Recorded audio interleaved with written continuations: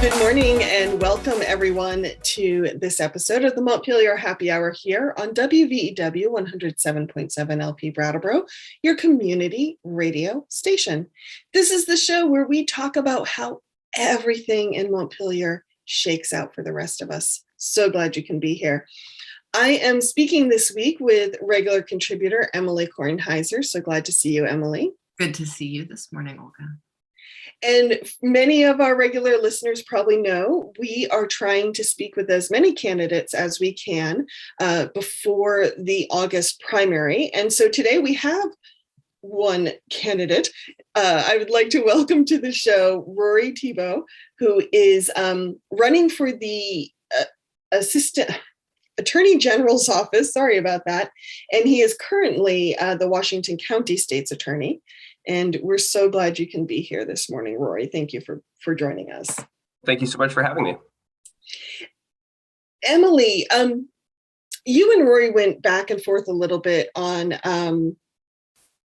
talking about policy and kind of what policy we want to focus on right now. And I'd love you to put that in context for listeners. Yeah, sure.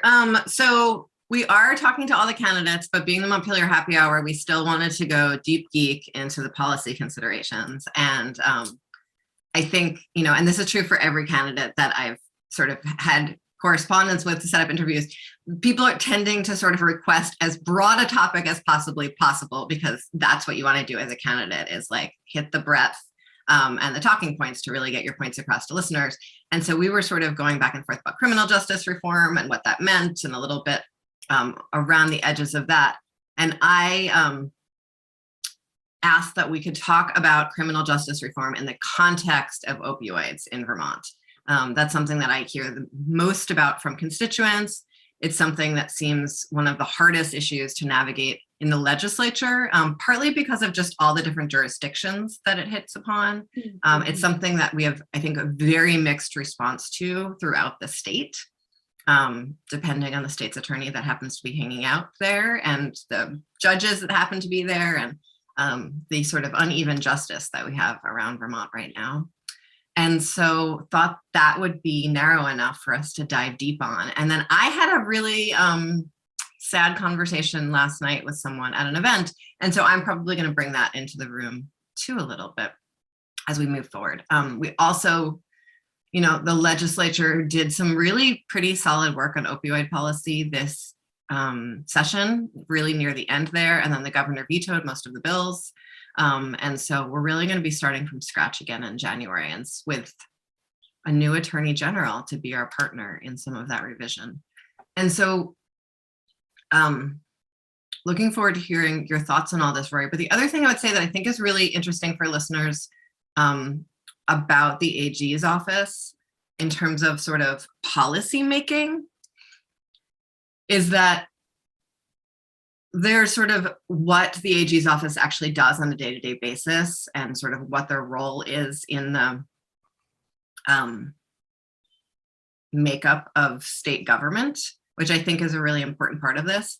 And then there's sort of this secondary piece that the AG's office plays in terms of policy making, that they're often just sort of brought in as another advisor in the policy making process. And, in my time in the legislature, given that the administration and the governor's office was from a different political party than the majority in the legislature, we often really looked to the AG's office as sort of like another within the party champion for some of the issues we were moving forward. And so that's an interesting sort of piece of the puzzle. There's sort of what the AG's office has actual power over, and then there's the ways that the AG's office can show up as an ally in the policymaking process. And so those are sort of the two different pieces that I'd love to dive into today in this conversation. But I think, Olga, don't you have like a kickoff question for Rory? I do have a kickoff question for you, Rory. And it's one we're asking all the candidates. And I see on your campaign website that you have volunteered in your community for many, many years, for example, serving on the Cabot School Board. But I'm curious, given all the ways that you can serve your community, why have you chosen this elected position? Yeah, that's a great question. So just to start with, I mean, my entire professional career thus far has been really dedicated to public service. From the time of law school, my first job out of law school was actually a brief period of time working for the Senate Veterans Affairs Committee in DC before my active duty service with the United States Army began. So as a judge advocate, I did administrative and civil law, criminal defense, prosecutions, and operational and international law. So I had a really wide array of experiences that were, all relating to public service and serving, the U.S. government in that capacity. When I got back here to Vermont, I stayed in public service as as first a deputy, then a chief deputy, then an assistant attorney general, and then finally now a state's attorney. But really, I think what's more interesting and probably more fun is being attached to a small community like Cabot. So Cabot's a rural community. We have about 1,500 people. We have a very small school system, still K to 12. And I never thought I would get into local politics at the least municipal or town level. And yet the Act 46 process sort of drew me into that, looking at, the school being a pillar of our economic and community, vitality. At the same time, back in 2017, my wife and I purchased half interest in the hardware store in Cabot, Harry's Hardware, and she still remains a co-owner. I've divested myself of that. So, we really dipped our toes into school board, into small business, and then we were also for a period of time soccer coaches for youth soccer here in Cabot. What is unique about each of those things at the community level is, interacting with people irrespective of their background, their socioeconomic status, or their politics. And it really forces you to have a lot of conversations and, find common ground with people who you may politically disagree with. And, so that in that sense, service and being part of the community is really just foundational to our family and how we fit in. And it was one of the biggest reasons why we returned to Vermont and wanted to get out of the hustle and bustle of military life and moving every 2 years. So we're really glad to have planted deep roots in Cabot, and those community connections again really inform how I address and look at problems, whether it's the opioid epidemic or whether it's the more mundane of how do you deal with traffic enforcement and speeding in a small place where there's kids on bikes. And the one thing I will say, I don't envy Representative Kornheiser dealing with ways and means or anything dealing with appropriations. I really mean this when I say it. I think being on the school board and having control over funding and the trajectory of kids' education is a lot more stressful than dealing with even what we see in court. The intersection of money and kids never is without controversy. Absolutely. And as I say to our select board members and our school board members, I couldn't do that. I just want I really appreciate you sharing sort of your background there, Rory. I also want to flag for listeners, Rory mentioned Harry's Hardware, which is actually not just a hardware store. Here on the Montpelier Happy Hour, we do try to have a cocktail of the week or discuss a cocktail of the week. And Harry's Hardware is actually a bar and a hardware store. And Aaliyah Clary from Brattleboro area is very involved in, and I think has been working there and sort of doing stuff there for a very long time. And so, Rory, just want to warn you, at some point in our conversation, we're going to talk about what we think the right cocktail for the conversation we're having right now is. And I think you are particularly qualified to be having that conversation with us. So be forewarned. Well, thank you. Yeah, and I forgot about Aaliyah's deep Brattleboro roots. Yes. So let's as you were talking about Harry's Hardware, from our last conversation we started talking about general stores with Charlie Kimball, and we weren't quite sure what that cocktail would be, and I've been thinking about it all week, so I was making notes while you were talking about Harry's Hardware. But regardless, to something more serious, let's dive into criminal justice reforms in the context of opiates, or opioids. And I thought one thing you said that was interesting, Emily, was that one thing that can make the opiate discussion tough is it touches so many different jurisdictions. Mm-hmm. And I recalled reading, I believe it was something you had written, Rory, on VT Digger. If I have that wrong, I apologize. But you were talking about, justice reform and opioids, and how do we balance the many different needs of the community, from those who have been arrested to those who maybe have been victimized, to those who have experienced violence in the world of drug trafficking. And so that to me sounds like a bunch of different jurisdictions in a way too, societal jurisdictions.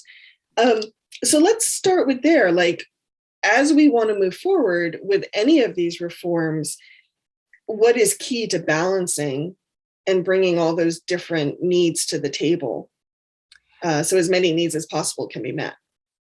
Yeah, so I mean, I think fundamentally, I have the advantage of being a practitioner who has been seeing this every day, and you're absolutely correct. There are so many different components that come into play, and I think when we run into trouble are when those different components are siloed. So a DCF, or Department of Children and Families, response to the family when there's children that are involved in a drug issue, or when the parents are unable to really parent effectively because of their substance use disorder.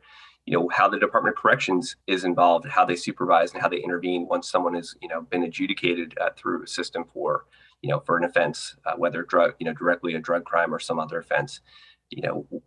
How does the public health system reconcile or not really interact with those two agencies I just mentioned? Prosecutorial discretion is, Emily mentioned before, there's sometimes the criticism of 14, different models of justice. And while there's certainly some discretion and, differences in ideology in the state's attorney system, there's also disparity in the accessibility of resources around Vermont. And even in Washington County, where I'm at, we are a resource dense county, but if you live outside of the immediate Interstate 89 corridor, accessing services is incredibly difficult. And I mentioned before, Cabot, we're a rural community, and we're not, spared from any of the problems that larger, communities have. We have individuals with substance use disorder and who are in recovery or trying to get there. And, staying in that pattern is incredibly difficult when it's 45 minutes to go and, see a medically assisted treatment provider. That interferes with employment, interferes with childcare. There's a ripple effect throughout the system of just trying to, keep somebody on a positive track. So I say all that when we look at a big picture or a strategy, there's not one silver bullet. It's not like you can create a new agency or create a new coordinator position to fix everything. There instead is an intersection of a lot of complex policy decisions, costs, money. But at the bottom of the pile really has to be a foundation of empathy. You can't do this work without appreciating the human connection and the reality that we're dealing with, friends, neighbors, and community members. And, addiction can hit and strike any household. It hits across socioeconomic lines. And, I think that unfortunately we see that there are some people in the community where there is a lot more empathy versus those where there's not. The person who's always been in trouble or the person who's detached from the community doesn't get necessarily the same support, love, or breaks that someone who is, I guess, a bigger part of the community or more prevalent or more popular might get. So, I say all that just as the backdrop that these questions are complex, and there are victims of crime. There are people who have watched substance use disorder impact their families. And, unfortunately, a lot of people who go through substance use disorder begin to burn bridges with friends or family, whether it's, stealing or being unavailable or being aloof or, making life choices that they disagree with. And, that sort of alienation and separation really, only serves to make things, worse or drive ultimately, criminal behaviors out of desperation or necessity.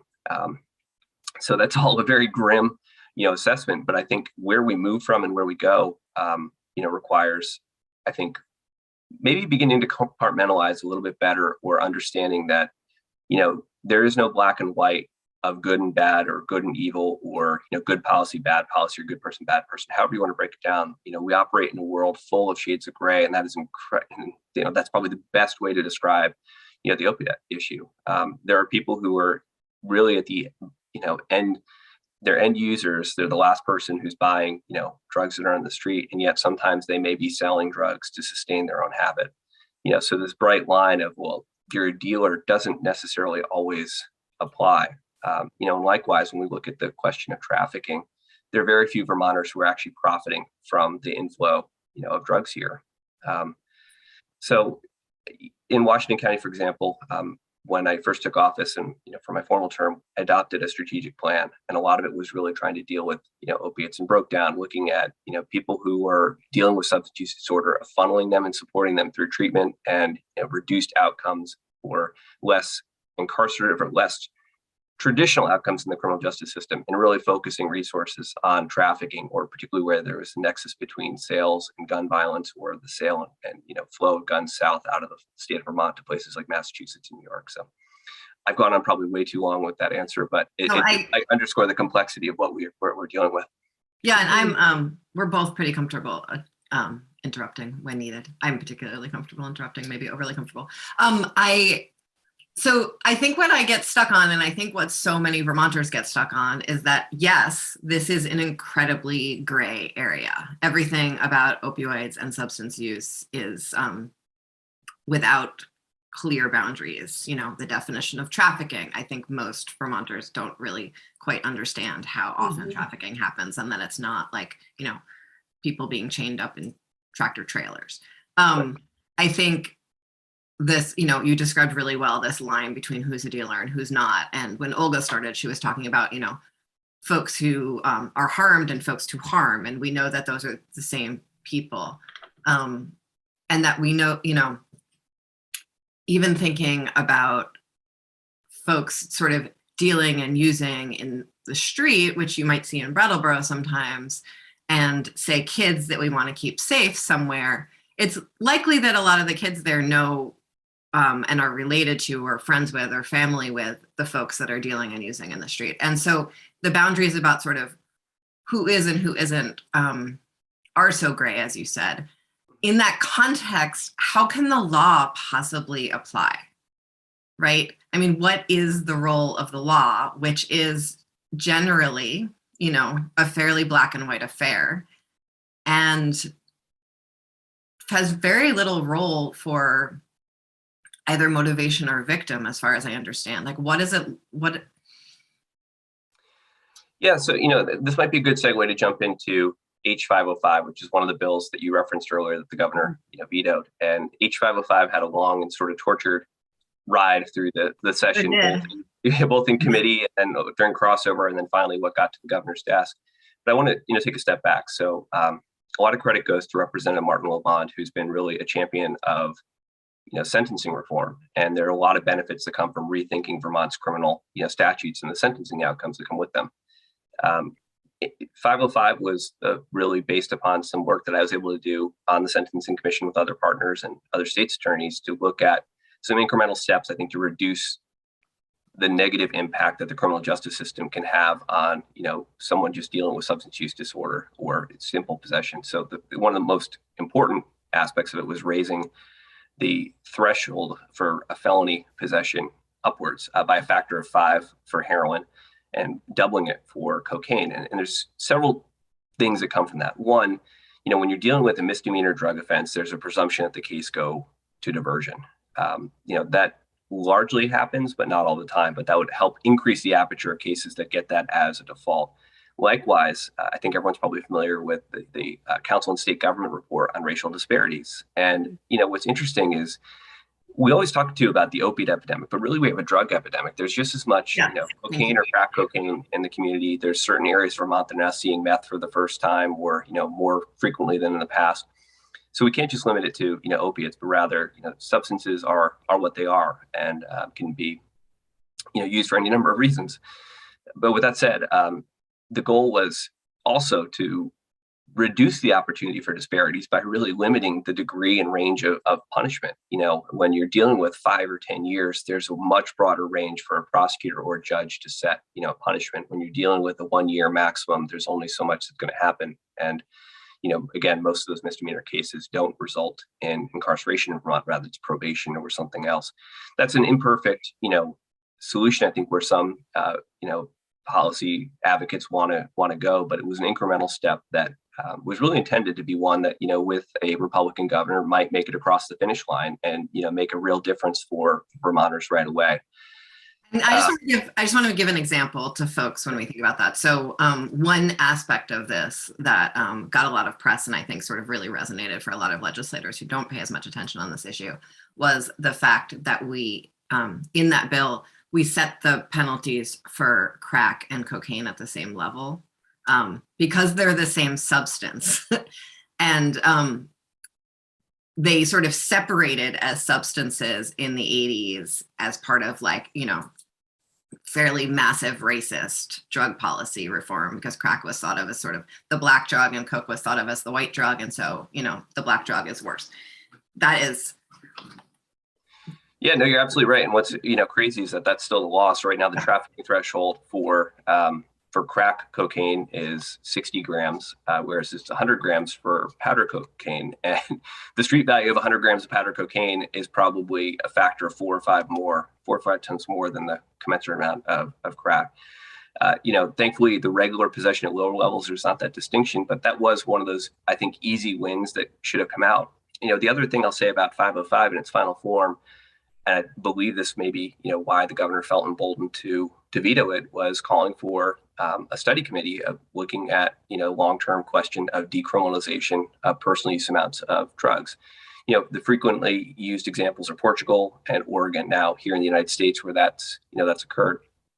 And, you know, a lot of people ask me, you know, where I stand on that. And I think my answer is, you know, one of those nuanced ones that, you know, kind of makes nobody happy. Reformers that want more, and then, you know, people who want more law and order think, you know, I'm going too far. But I don't think we're ready to do that right now or today in Vermont. But I think we absolutely have to be open to studying it and looking at what steps we need to take. And, you know, talking about those silos, we need to make sure that our, you know, community health system and our public health system is able to rapidly respond. You know, the criminal justice system right now, for better or for worse, often acts as an ultimate backstop to, you know, introduce somebody or give them the opportunity to go to treatment. And I know the, you know, my progressive friends are really uncomfortable with and really despise the notion of jail or treatment. And it's not necessarily that black and white, you know, but the criminal interaction with the criminal justice system can and has in the past, you know, compelled some people to seek treatment they otherwise wouldn't.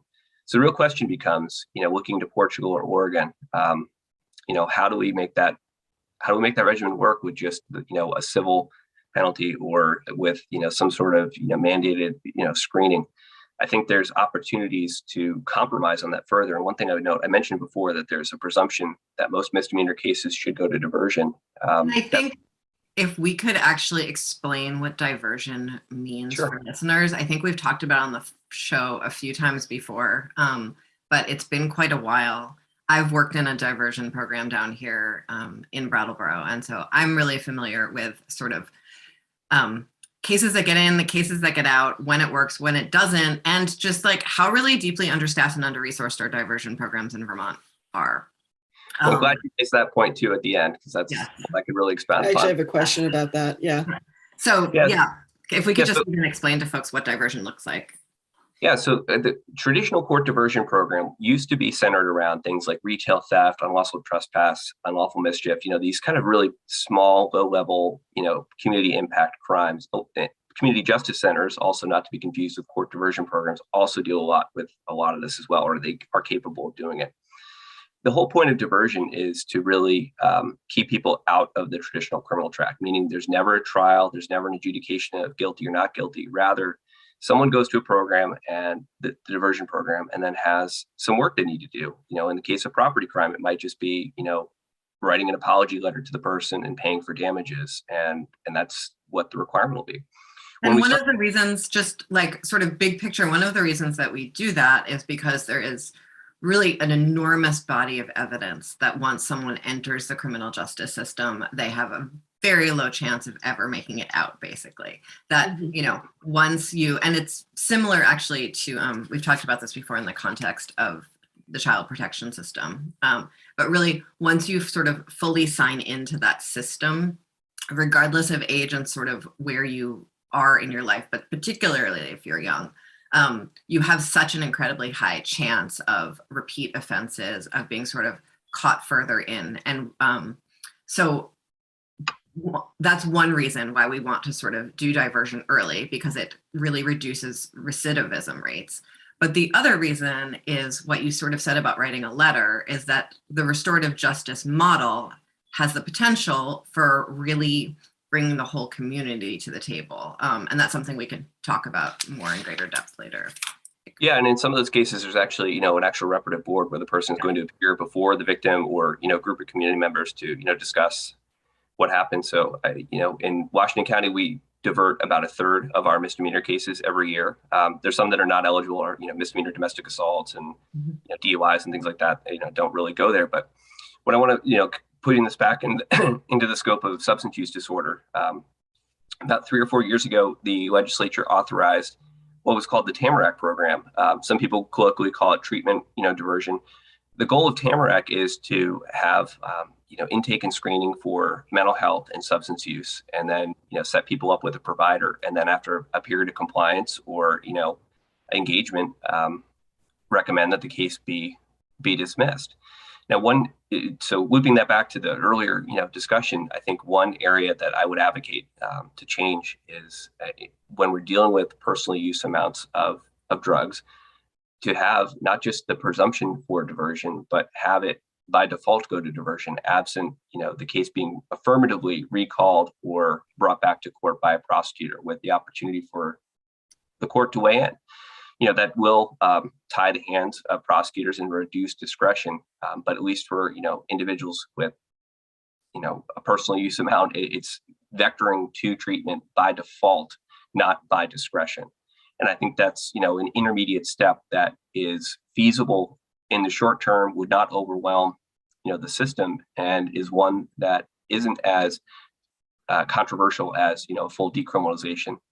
And it might just be one of the stepping stones to get to that ultimate goal. So, okay, so the Tamarack program in all of Windham County, and, Just a time check, Emily, we have like 2 minutes. Oh, let's talk about this after the break. So what I'd like to talk about after the break is what that actually looks like on the ground, and what the public's perception of consequences is. And so what I'll say as a lead-in is the Tamarack program in Brattleboro in Windham County, which is, I think, often has one of the highest overdose rates in the entire state, and is sort of considered the first stop on a major drug corridor through Vermont, has one person working there. Right. Tamarack is staffed by one person who is often someone straight out of college with really very little training to be doing their job. They're, they're just a case manager with a bachelor's in something social sciencey. Often very, very, very nice, very compassionate people with lots of human skills and such, but not necessarily resourced to the level that they need to be resourced. To the level that we might be talking about for someone who would be holding the tremendous weight of people's lives and the consequences for community that we're talking about here. So, well, you are speaking in a conversation I want to have, and it's certainly a big can of worms, and I can't wait to get on my high horse after the break.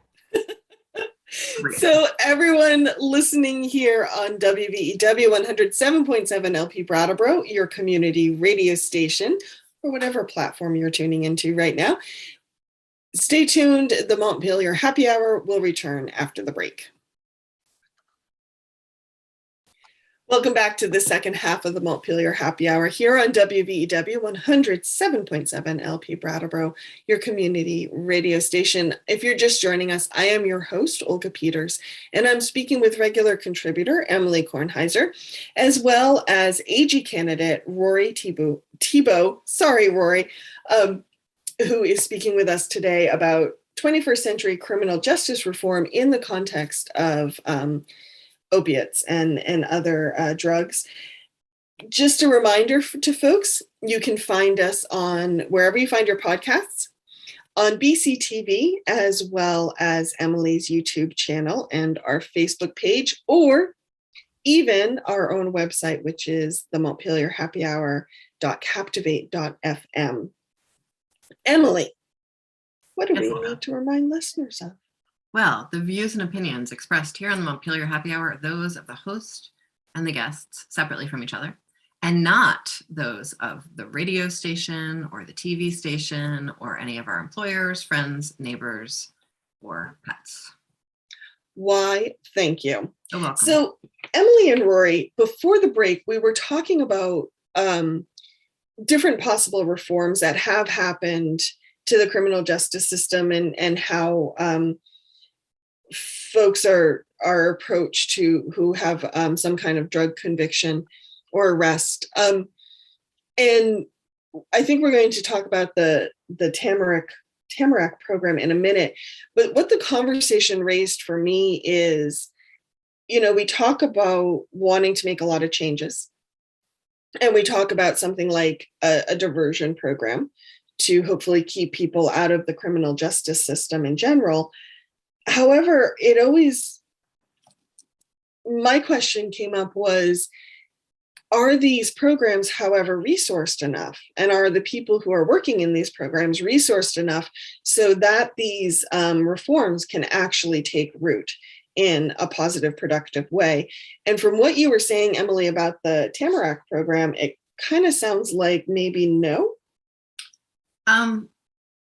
Yeah, no, 1% for all of that. And so what I hear and see is, I see a lot of Vermonters saying we have this problem, and what does it actually mean to send someone to diversion? Like, it's, and so I talk to constituents who say, like, it's just a slap on the wrist and it doesn't do anything, and people are still in the streets, and where are the consequences? And then at the same time, everything that I know about addiction and prevention and like really deep policy around drug use, we talk about sort of, the catchphrase is the opposite of addiction isn't sobriety, it's connection. And by incarcerating, a quarter of a community or members of a community or members of a family, we in fact then separate people from community, we separate them from connection, and we create generational propensities for addiction. We create situations where when people re-enter the community, they don't have the connections that they need in order to both contribute and just not relapse or reuse in a way that's damaging to the community. I think there's a lot of ways that people can use substances that aren't damaging to themselves and the community. And so we know that sort of science-based and ethical base for restorative work around substance use. And we've tried to create this corner of our law of diversion that's supposed to do something that meets that, but it's under-resourced in such a way that it can't actually even create that connection, I don't think. And so I'm curious, sure, throw money at it, that's great. And I think we could do much, much better at that. But I think there are also some more policy and systemic changes we could make. And I don't even know what the role of the AG's office would be in that, Rory. Well, the great news is I think a lot of people don't realize this, but the entirety of the court diversion and Tamarack program is overseen and part of the Attorney General's office. So, I'll say this: Willa Farrell, who is the head of the court diversion program in Montpelier, amazing. Yeah, she is amazing. And I think, unfortunately, I don't think people have necessarily been, listening to the plea for more resources and more help. Despite in 2017, the legislature moved to make, diversion presumptive in a number of cases. And since then, fortunately, the number of referrals from prosecutors has increased. That forcing function and presumption did what was intended, which is keeping more low-level cases, not just drug cases, but, lower level offenses out of the traditional justice system. And, you look at our backlog right now, I can't imagine how much worse it would be without, partnerships with those programs. But again, we talk about regional disparities. The quality and services available to these programs does vary. It's contracted out. It's not a state, based system. So you have different community, providers that fulfill this role. The other point is this: in that time of rapid growth, the resources have not grown commensurate with the caseload or the complexity of cases. If the idea is we're sending increasingly high risk or complicated cases to these programs, then we need to commensurately have people who are capable and prepared and resourced to deal with higher need, higher risk individuals. Washington County is fortunate to have an adult drug treatment court. That is a wraparound program with a dedicated coordinator, with the integration of mental health, with the integration of substance use treatment providers, and of course the judge, a prosecutor, and defense counsel. So there's a whole unified team and a meeting every other week of 12 people focused on, between 20 to 40, people in our community. That's the level, the fall off then is not quite going off a cliff, but the fall off then to just relying on, community partners or the Tamarack program is significant. So Emily is absolutely right that there needs to be a reconciliation of our policy intent with our, resource realities. Now, at the same time, I know, in Brattleboro, you are no stranger to issues with workforce and, particularly qualified workforce, whether it's mental health or healthcare. In the rest of the state, we've watched and sort of with bated breath of watching the Brattleboro retreat teeter on edge of having to collapse down programs or, change its role. And, that's the other thing that, is part of this we haven't mentioned yet, but the state's community mental health system is under strain. In Washington County alone, I'm aware that Washington County Mental Health has over 100 vacancies for positions that are desperately needed. So again, at a time where, from the court system or other corners of society, we keep referring and saying, go to treatment or go see a counselor. Those people don't exist, and where they are overwhelmed. Same is true. Within Department of Corrections, there's a lot of vacancies. Within the Department for Children and Families, we have turnover of social workers. This sort of burnout and turnover of expertise makes it very difficult to ensure that we're getting the right service to the right person at the right time. And, I don't envy the sacrifices that so many of our state employees are making, to do the bare minimum necessary. And I know most people want to be doing more. So, I don't want to leave this on like a dark note, because we've sort of gone circle of saying, hey, here's a huge problem. But these are some of the things we have to work through before really, further changing and modifying the system. It's only going to work if we're resourced. One point I made too. Oh, sorry. Sorry. And so I just want, when we talk about defunding the police as a catchphrase, that sort of includes this much larger system of decarceration. And it's not that you just take money from a system, it's that you are investing money in another much broader prevention system. And we've talked about this on the show so much, what it means to actually invest upstream. And so, we started a process in Vermont called Justice Reinvestment 2 years ago, many years ago, but we really sort of named it and owned it 2 years ago. And the idea is that you save so much money by not actually having to put people in jail, incarcerated in prison, and you use that money instead to invest upstream in exactly the programs that we're talking about. But we don't have a closed budget loop where, every dollar gets returned. We say oh, we don't have to spend as much money on our, correction system. Let's, do something else with it. And it's not as if we were putting enough money into our correction system in the first place. So we could keep our budget for corrections exactly the same as it was, reduce the number of people who are incarcerated by 90%, and still not necessarily have sort of the fully resourced systems we're looking at. And so this idea that we need to really fully invest in multiple pieces and legs of our stool and our system in order to create the kind of thriving, healthy communities we want to, is really hard for us to wrap our heads around in a legislature where we're each in our own little policy buckets. Right.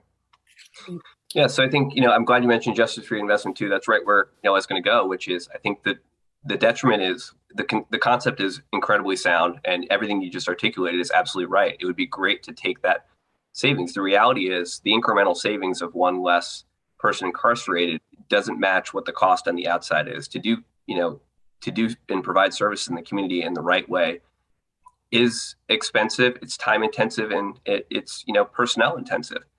The other issue I'd say, looking at our incarcerated population, DOC's budget is really saddled by maintaining small and inefficient legacy prisons, whether it's Marble Valley, Chittenden County Regional facility, or St. Johnsbury. They were designed of a model of justice that doesn't exist anymore. They were places where people would go and do short stints for DUIs and and do work crew and work camp on the short term. And instead, St. Johnsbury, for example, is where most, individuals from Washington County go, or men go if they're incarcerated.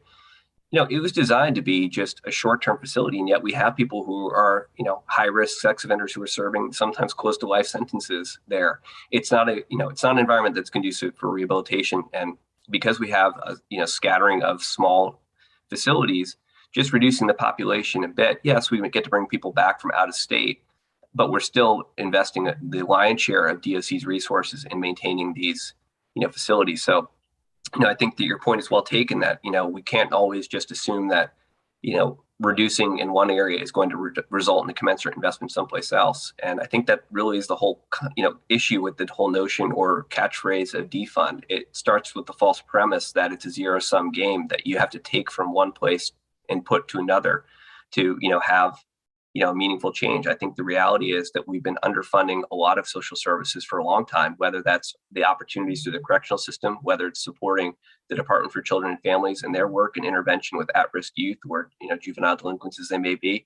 And certainly our mental health system is in crisis, both on staffing and in structure. And so, Rory, sorry, Emily, just want to follow up on something Emily asked. To make these changes, what would be the AG's role in making some of these reforms?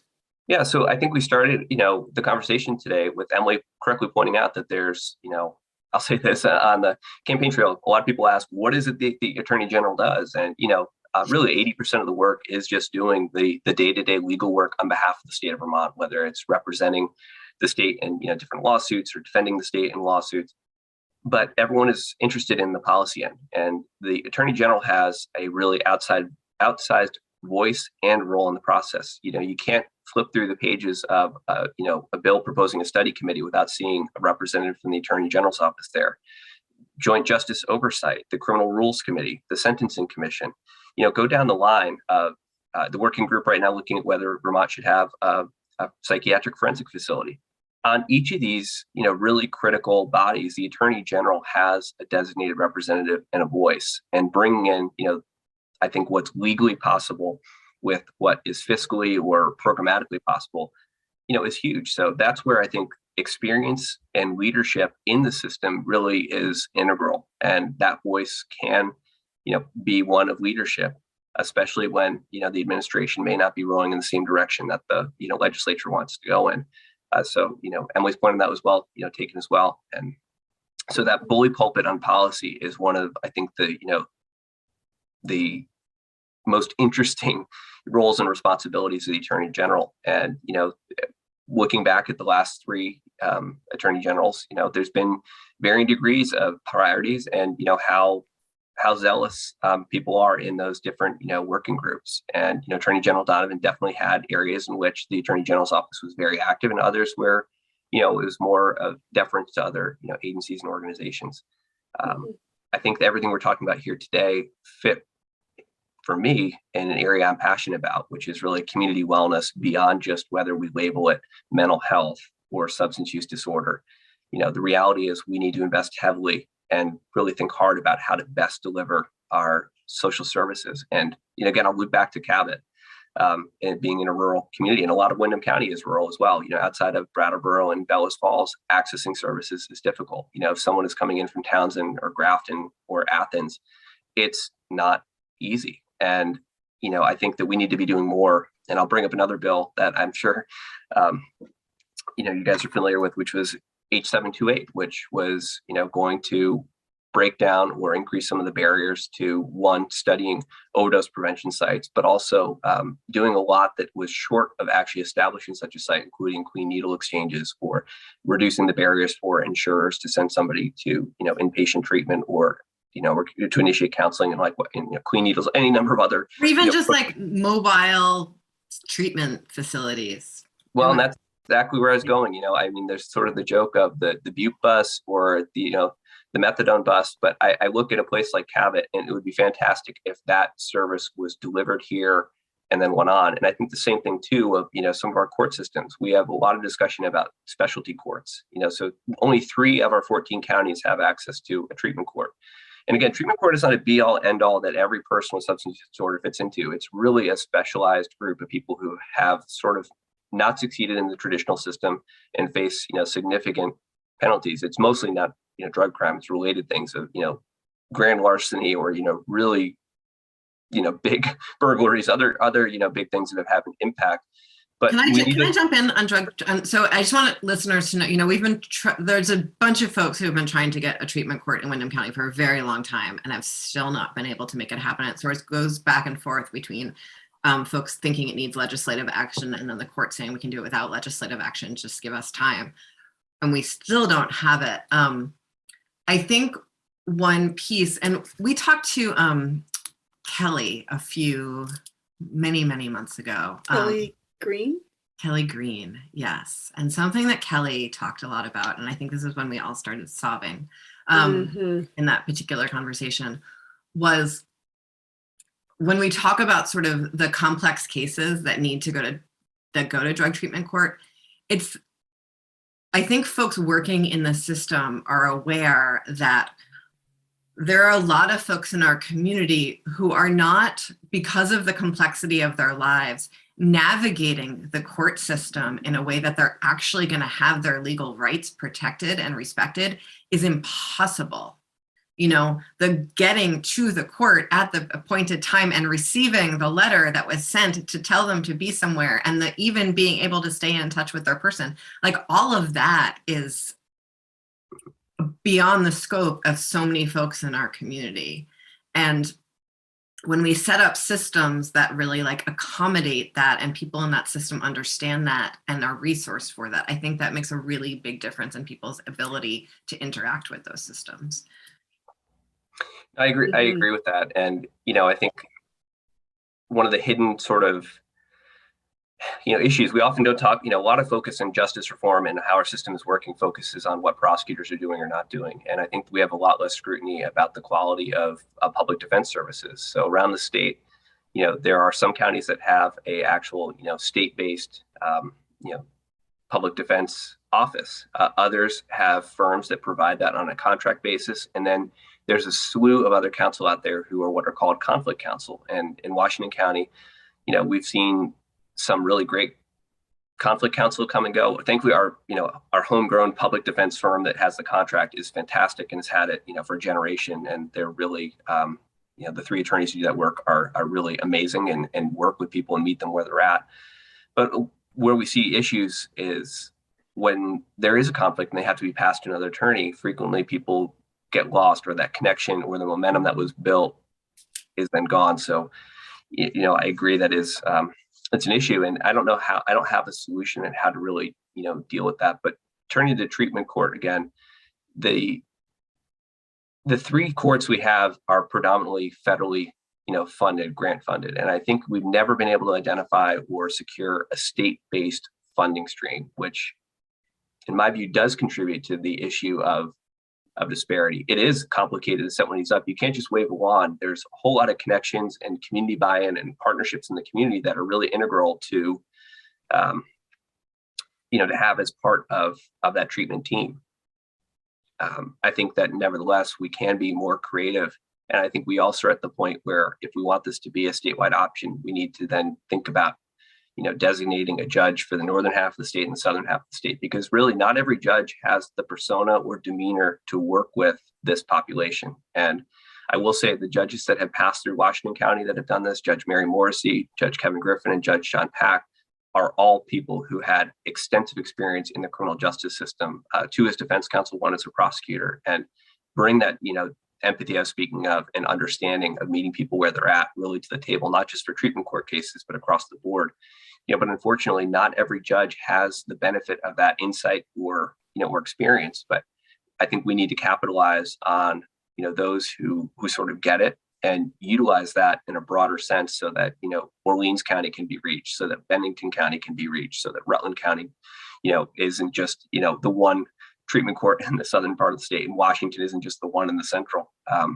And yeah, I mean, I could say a lot about that. And one of my hopes, I think a lot of the money will be spoken for or moved on by the time I'm hopefully Attorney General. But we just secured millions of dollars in a settlement from one of many opiate producers who have caused damage in our state.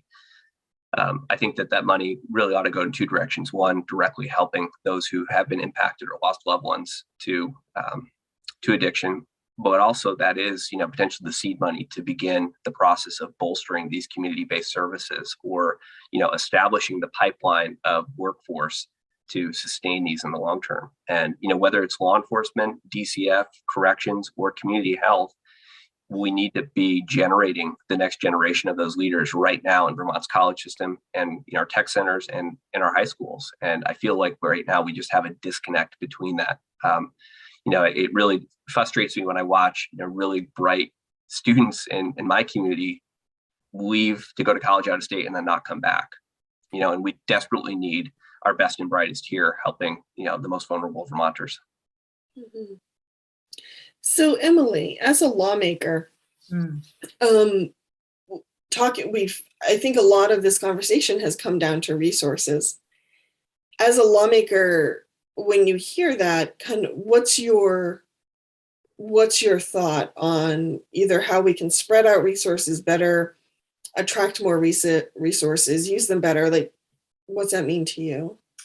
I go back to this disconnect with, the bulk of justice reinvestment and that policy sitting in the corrections committee, and the bulk of the substance use conversation sitting in the human services committee, and the healthcare committee being in a totally, different part of the building.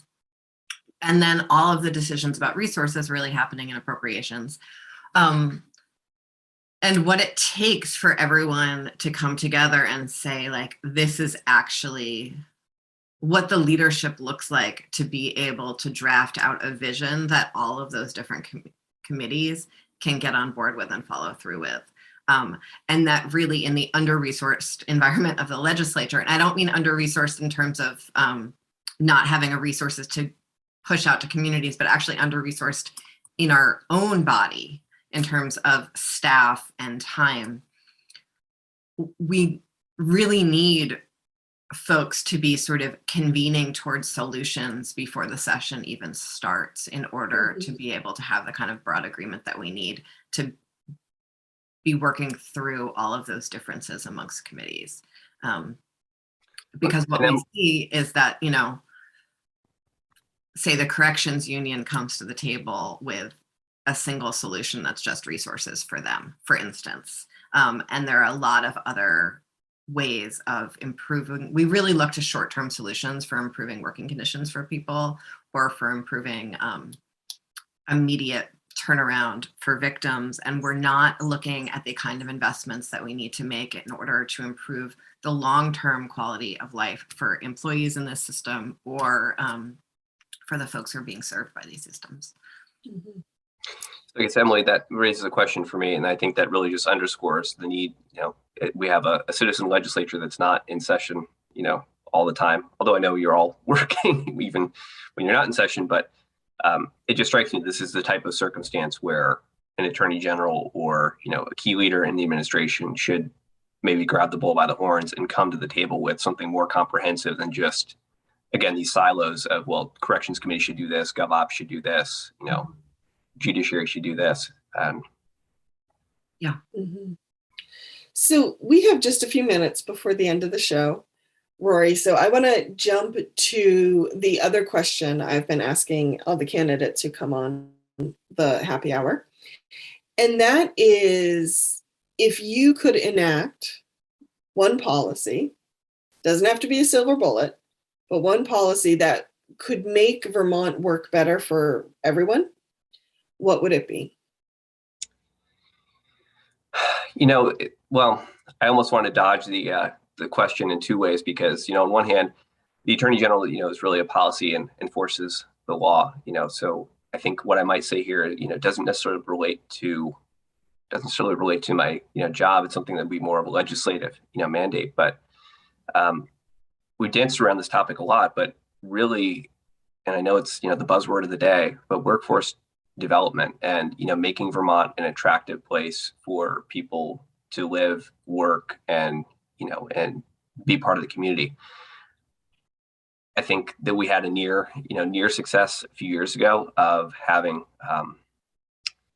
the implementation of paid family leave for which would encourage young families to actually start a family in the first place.